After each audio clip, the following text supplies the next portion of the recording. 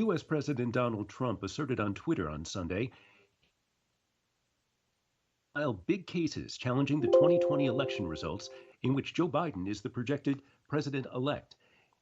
Earlier, President Trump appeared to acknowledge for the first time that Biden won the presidential election.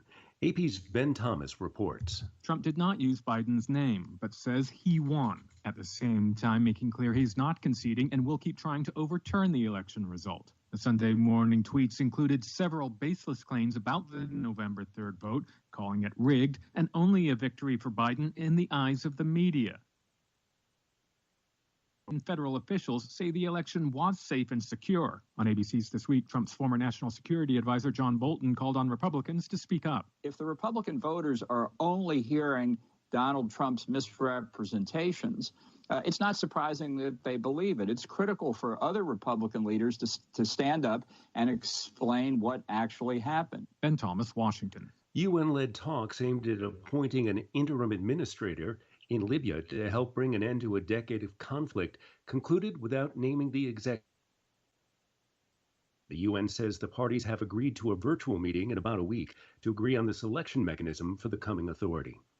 The leader of Ethiopia's rebellious Tigray region confirmed on Sunday that his forces had fired rockets at the airport in Eritrea's capital. It's a major escalation that raises fears of a wider war in the Horn of Africa region. Tigray's leader accused neighboring Eritrea of sending tanks and thousands of troops into Tigray in support of an Ethiopian government offensive. Ethiopia launched the campaign in Tigray on November 4th. Israel's housing ministry and a settlement watchdog group say the country is moving forward on the construction of hundreds of new homes for Jewish residents in a sensitive East Jerusalem neighborhood. AP's Zaria Shackley reports. The housing ministry has opened up tenders for more than 1,200 new homes in the Jivat Hamotos area of Jerusalem. The settlement watchdog group Peace. Other critics say construction there would seal off the Palestinian city of Bethlehem from East Jerusalem, further cutting off access for the Palestinians to the eastern sector of the city, which they claim as capital of their hoped-for state. The move may test ties with the incoming administration of President-elect Joe Biden, who is expected to take a firm attack against Israeli settlement expansion after 4 years of a more lenient policy under President Donald Trump. I'm Zaria Shackley. The Johns Hopkins Coronavirus Resource Center reports more than 1 million coronavirus cases have been confirmed around the world as of Sunday.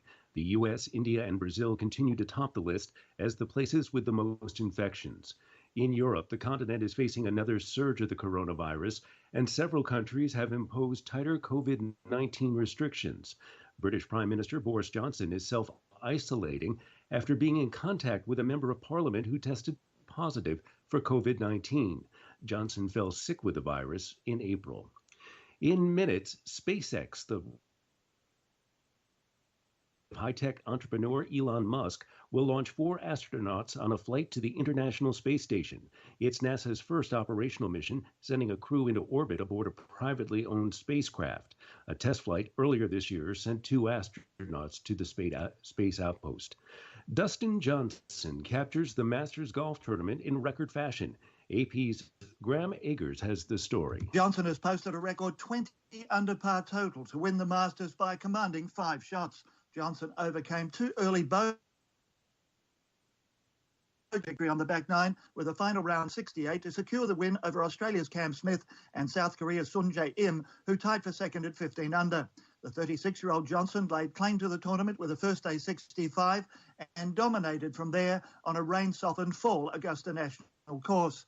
It was his second major win, ending a long wait after winning the US Open back in 2016. I'm Graham Eggers. The European Mediterranean Seismological Center says a 6.1 magnitude earthquake struck Philippines on Sunday. The quake was at a depth of 15 kilometers.